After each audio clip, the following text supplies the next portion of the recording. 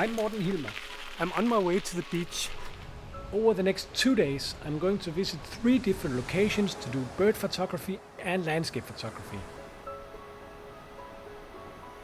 I'm doing some challenging low light photography and I'm working with slow shutter speed in the blue hour.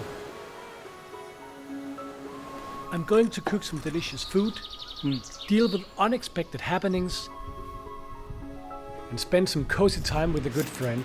So if you're ready, let's go on this 2 days adventure. Oh, here stops the bicycling. Let's get up here. Just so you can get a view of all of this before we get down there. Oh, look at this. And let's do some bird photography.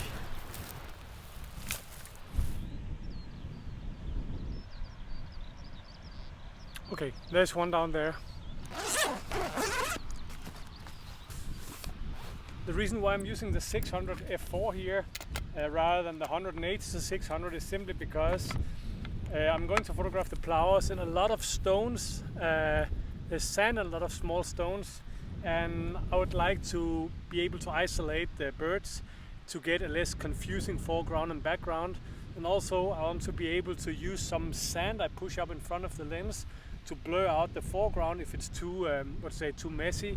And for that, it's really nice with the f4 rather than a 6.3. But I did a major mistake, and that was I have the older 600 and I borrowed that to a friend, and on that lens is my only clamp that is Arca compatible. That means I cannot use this lens on my photo sled, which is my preferred tripod on a beach like this. I'm just going to use it as it is and handheld, and just, you know, be in the sand on my elbows and try to move forward, preferable with the camera pointing like this. But enough talking. Let's see if we can get a photo of the little plover. Time to go.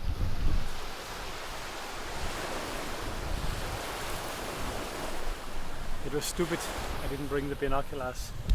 I have to do that because I have the sun in my face. Let's go and get them.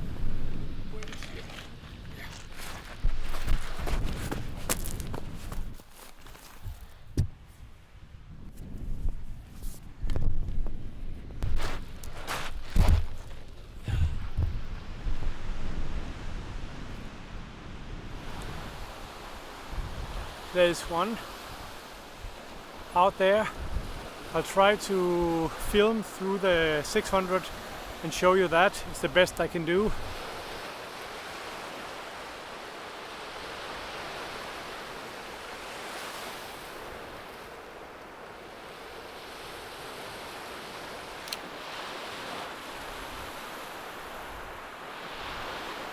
I cannot really see what it is. Probably when I come home and crop, I can take a photo and crop, but I'll rather spend the time getting closer, so it looks really nice.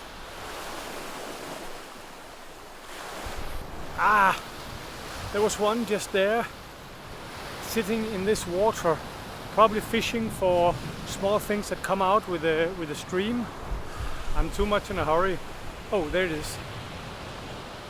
There are 2 of them. Ooh, that's nice. Oh,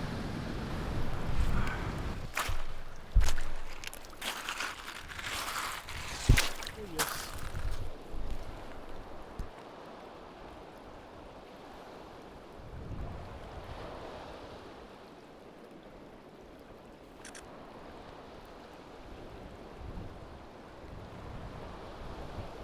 I'm just waiting for it to yarn or something.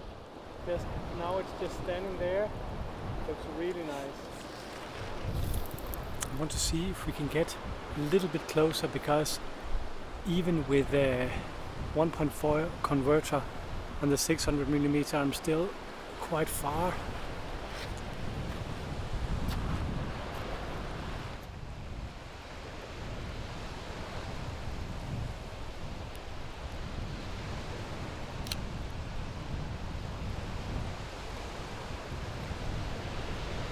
I have my video switch button here with a thumb, so I can just switch tick, video, tick, photo, tick, video. It's really nice. Well, let's see if we can get a little bit closer.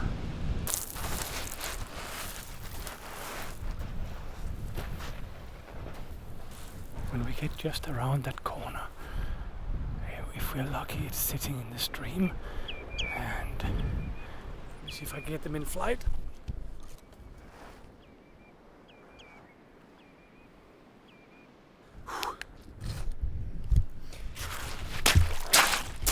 It's simply too hard when I don't have the photo sled, because just like my film with the deeper, I have to make too many movements to move forward, and that scares the birds.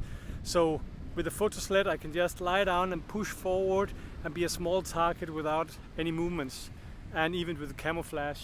So I need to get that plate for my 600 and then we can do this again. But now it's time to execute my second plan, and I'm really looking forward for that. So here we go again. Sun on one side, moon on the other, and now we're getting very close to what we call blue hour. My plan now is to seek the meadow here for deer and hares, and it would be so nice just to find one. So let's cross the fingers and everything else that can be crossed. Oh, there is a fallow deer far out in the field. Let me just get a photo, even though it's way too far away. I just want to show you. And there's a car coming. I hope they don't stop and ask me what I'm doing, because then I can just say I'm photographing. Obviously. No, we have to be nice.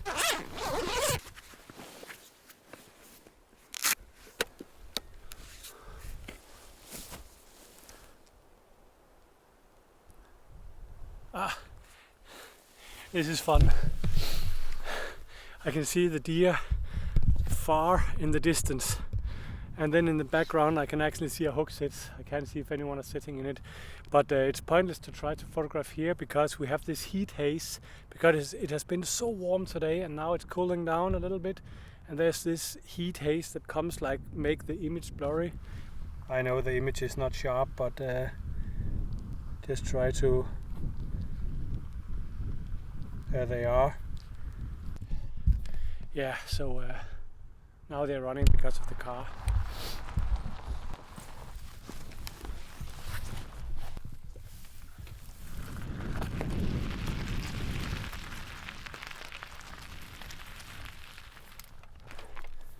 Moo!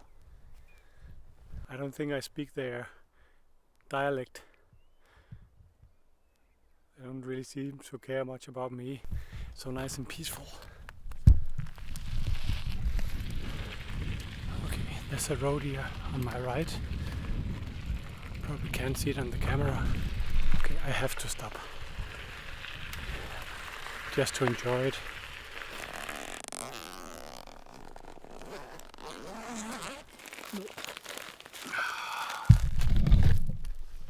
It's too difficult on the bicycle. This day is not so good for me. First, I don't have the photo sled on the beach, and that kind of spoiled my opportunity. And then, because I thought it was such a beautiful evening, I took the bicycle rather than the car. And the car is like the number one photo blind when photographing at this.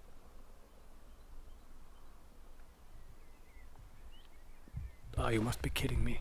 Hold on.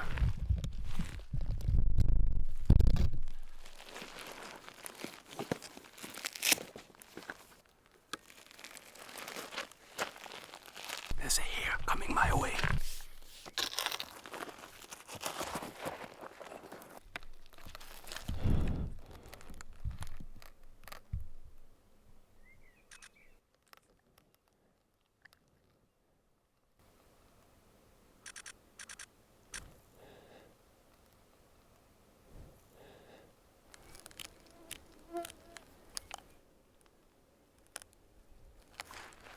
Ah.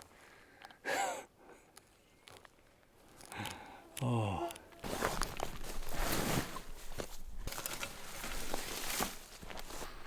Last chance. The hare ran in just over there. The light is almost gone now, and as I was lying there, I I had a 60 of a second f5.6 because of the converter, and then I was on ISO 8000. So this is our last chance.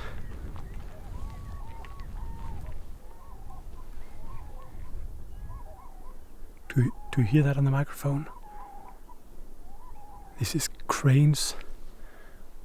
Oh, I haven't photographed them this year, but I want to.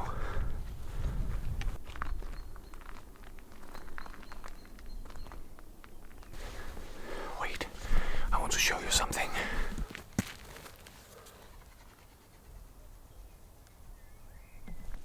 The red fox is looking for mice out in the field, but it's too dark now.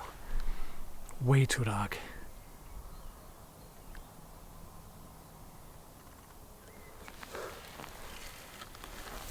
Oh, okay. Look at this. I was trying to photograph it on a, I think, 25th or 30th of a second, and ISO was still climbing way up there, so yeah, but it's still beautiful. Let's get out to the little road. I want to tell you something, but we don't want to disturb the fox. It's so peaceful to watch it out there. Yeah. What an evening. Yeah, we have seen a lot, but we didn't get a lot of good photos. Tomorrow is going to be completely different. It's going to be much more action-packed because we're going to visit a bird cliff, and it's going to be all about birds in flight. And then, if the weather allows, hopefully do some landscapes in the evening, some fishing. Can't wait for tomorrow. But today is today, and we got no photos of the plover. We got decent photo, I think, of the common red shank.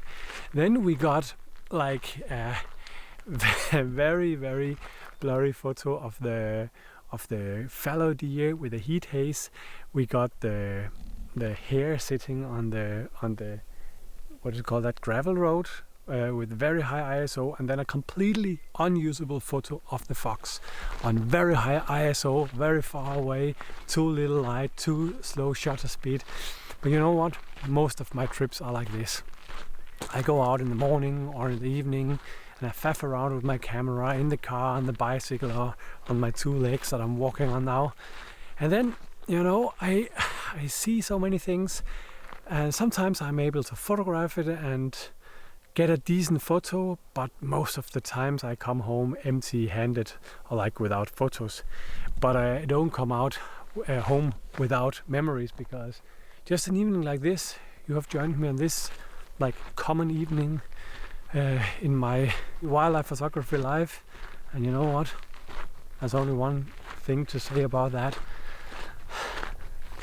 It's been a good evening, and see you tomorrow.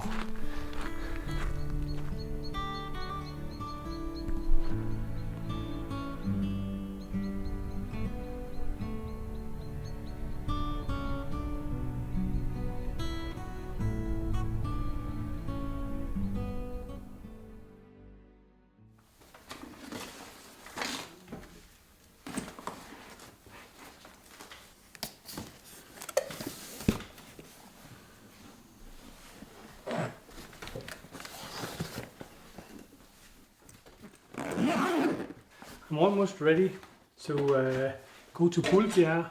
It's a place we have been before, photographing the kittiwakes, and I'm really excited to see if there is anything good today. What I've packed today is a little different than yesterday. My 600 is over there, and I'm bringing the 180 to 600 because I'll be photographing birds with plenty of light and usually no foreground and background, just when they are doing their acrobatic things in the air. So that is why I prioritize portability and flexibility over like a fast lens. Just the same story as I told you in the behind the scenes from Norway with the osprey.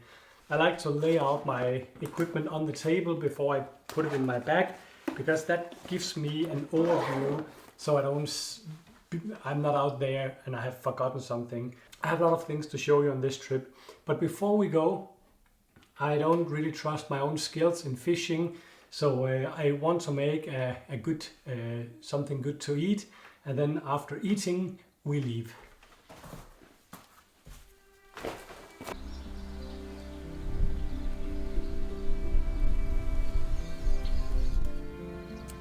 What I'm going to cook now is definitely one of my favorite dishes or food, if not the favorite. It's the Danish national, I don't know if you say dish or what you say, but Danish national food. And it's lovely. Fresh parsley from the garden here, and a lot of it. Let's go and start.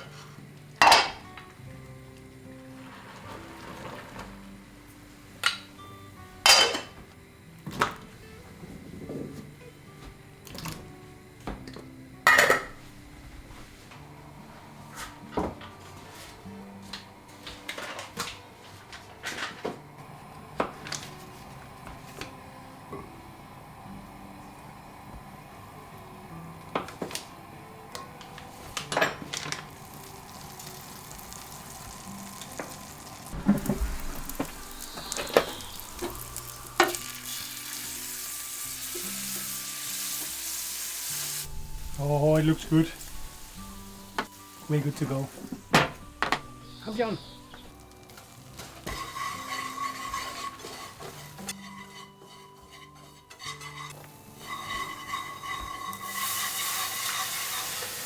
I'm eager to get out to photograph these birds, but the good thing is the light is still shining so sharp from a blue sky. So another hour before we leave, I think it's perfect.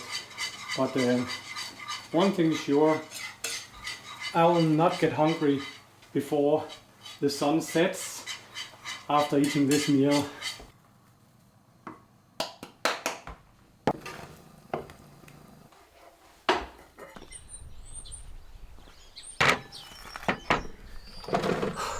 Oh, awesome.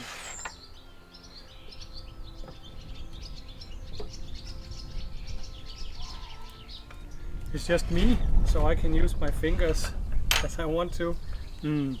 This is so good. Really crunchy. I'm a little concerned because weather forecast said it should be a lot of sun but no wind, but today has been basically so stormy.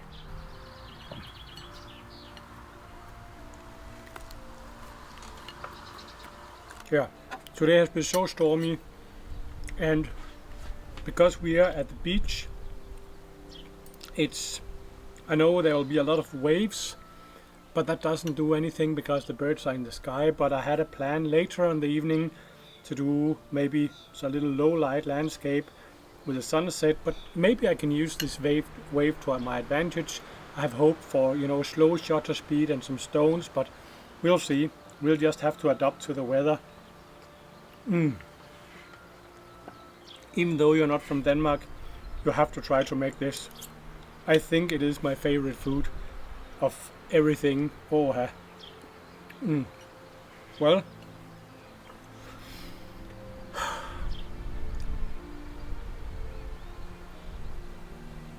the swallows are flying around. Yeah, it is spring, it is soon summer, but we'll see you out in at the bird cliff.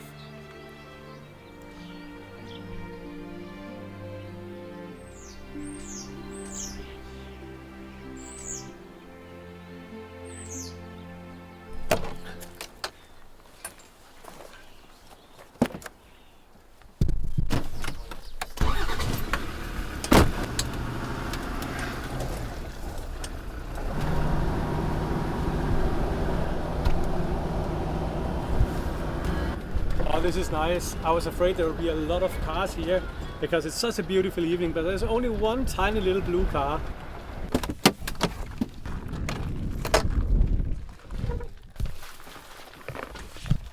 Ui! The place we're going to visit now is the only bird cliff in Denmark, and for these of you who are from the United States or Switzerland or something, or Norway, you will probably laugh when I show you and say that's not a cliff, that's a hill, but it is a bird cliff because it's a tiny cliff and there are birds breeding there, kittiwakes. Now the view we have been waiting for. Oi. Hello! We just met a girl who had seen a snake, and now we try to locate it. Oh yeah. Look at this. I kind of want to help it up because life is hopeless for the little guy. Look at this.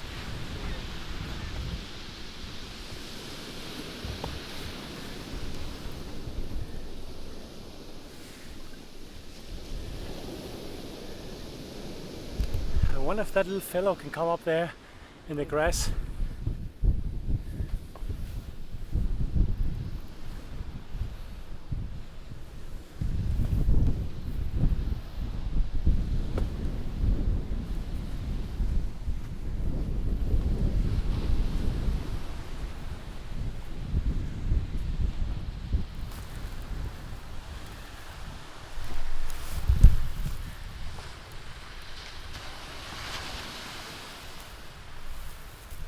So now the little guy is safe and we can continue the photo trip. Bye to the lady and now hello to the bird cliff. So many birds in the air. Now it's just about getting the equipment ready and then do a whole lot of bird photography.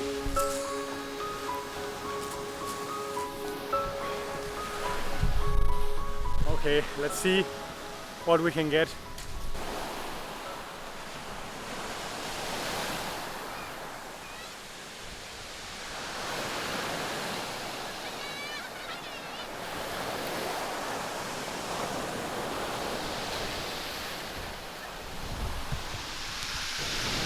There are so many birds and they are going bananas.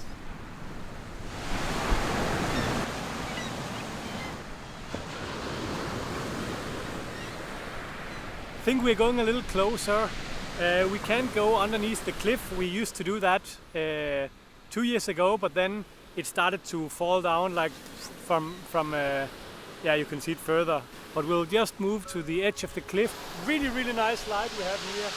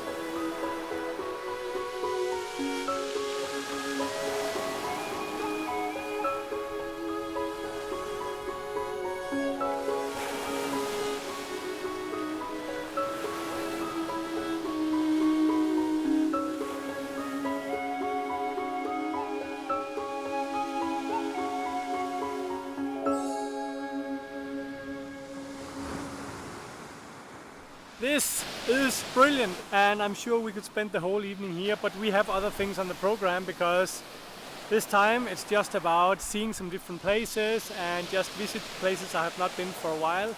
And now we're going on top of the little cliff because there's something I want to show you there. So we are a little busy, so we better get packed and then get up there. Did you get something? Yeah, a little bit. Yeah. But not something I can show right now.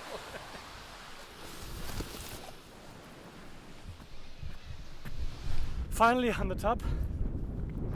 First let's take the view and then let's go to this installation. That is a great piece of history. Look at this. Now we want to show you something else. Can you guess what this is? I can tell you it's from World War II, but look at this. Let's go inside and then everything will make sense.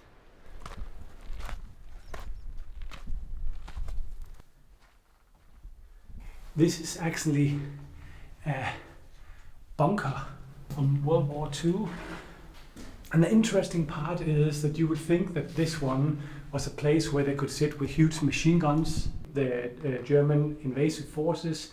This was the Atlantic Wall, and it basically meant that in Hanstown, which is further that direction, they had these huge cannons, some of the world's biggest cannon at that time, and they had the same in Norway. And with these two cannons were shooting towards each other, they could cover the whole passage here. But at that time they did not have GPS, so how should they know, like how should they find the target, like how should they adjust the cannon? They did that with places like this, because this is an observation post or an observation bunker, and they had several of them. And so when the people here saw a ship in the horizon, they would take a direction, you know, an angle from where they were sitting, and when they put these angles together further down the coast, the place where these angles were crossing each other, that was the target. And then they could shoot pretty precise, and you know, the more angles you have, the more precise you will be able to hit.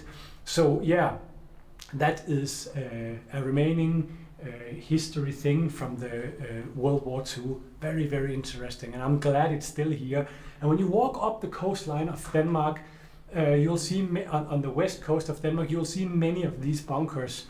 And it's some of them are open, so you can go and watch. And Simon just told me that in Hanstown there is a really, really interesting museum about the World War II and these bunkers. So yeah, but now we are a little busy because we basically have less than an hour before sunset, and we need to get to the next location, which is for landscapes and hopefully some blue hour photography at the beach.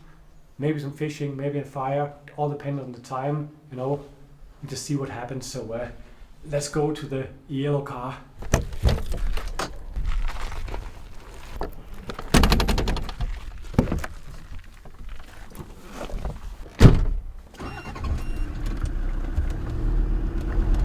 We're quite busy now because everything always takes more time than I calculate or expect.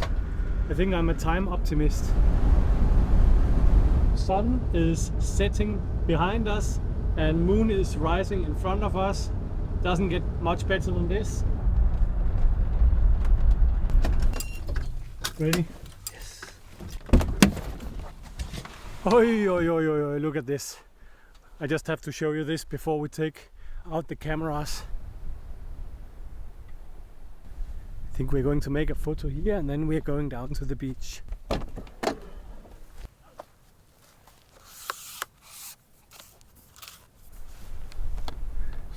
So now, this is something I do way too little, landscape photography.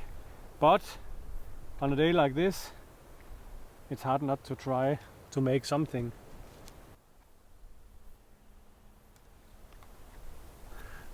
I find landscape photography so difficult because there's so many choices to point the camera in all directions, and with wildlife photography there's usually a subject or but when you see something very beautiful you just want to capture it. So I want to go out there, and then we're going down to the beach before it's too late. I think we want to photograph in that direction, so I get the coastline and the sky changing from blue to orange, and then the blue sea with all the patterns in it. Beautiful.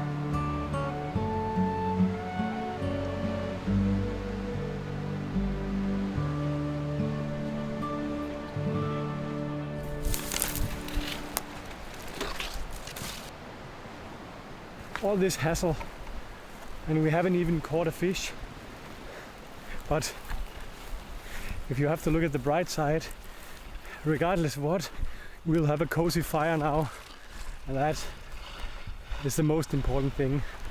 It's just so nice to be on such a little adventure here. Nothing is predicted, nothing is really planned, and it's just, you just take what you get and get the best out of it. Oh, look at this. Nice. To get that fire burning, do some photography, maybe some fishing. Here comes Simon. Just want to give him a hand with the sticks. It's warm down here.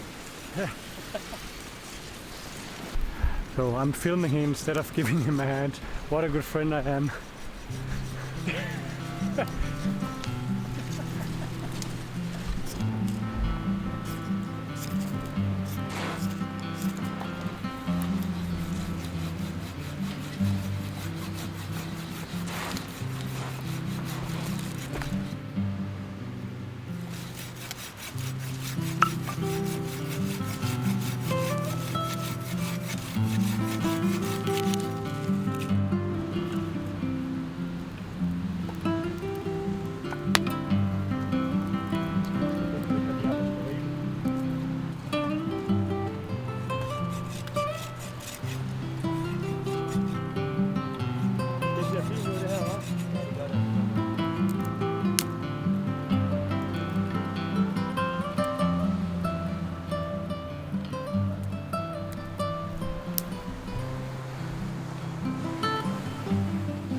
There's too many waves compared to what I have hoped for, but we just want to see what we get.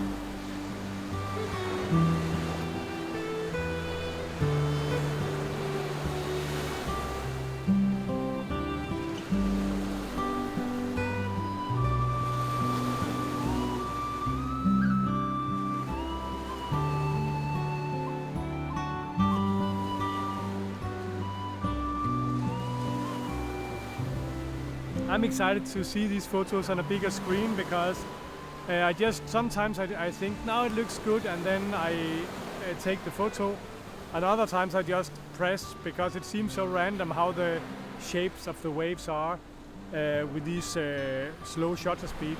But now I just want to get my fishing gear ready and try if I'm lucky here so we can get some food on the fire.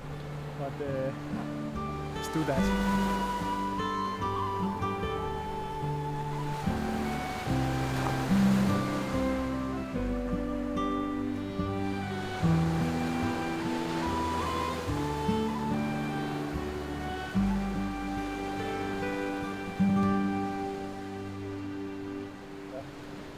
So not a whole lot of luck with the fishing. So I'm happy I had a good meal before I left home. I don't know if it's me who's a bad fisherman or it is because it has been so windy today. So the waves are taking up a whole lot of sand down there, so visibility is not so good. But there should be these long fish with a pointy beak. Anyway, this has been an amazing day, and it's not even over yet, because now Simon and I are going to sit here, have a cup of coffee that I have in my bag, and some water definitely, and just sit and have a chat, because we haven't been together for quite a long time. So this is going to be amazing. And then there's just, when I was fishing, I was thinking about, like, you know, I've traveled quite a lot in Greenland and Arctic, Canada, all over Europe and stuff with my camera, chasing the good moments that really make the stomach tickle. But this is a perfect example of that you don't have to travel to the end of the world to get on a photo adventure. It's basically in your backyard or close to home. These days I've been on my bicycle, I've been here, like the longest distance we have been is 30 minutes from my home, and I think it has been amazing. Not world-class photos, but great memories, and yeah, it's also really, really nice to spend some good time with a friend, with a camera, and a fishing rod, and a fire. The only thing we need now is a beer when we don't have one. But yeah, hope you enjoyed being with this little adventure with me, so see you out there.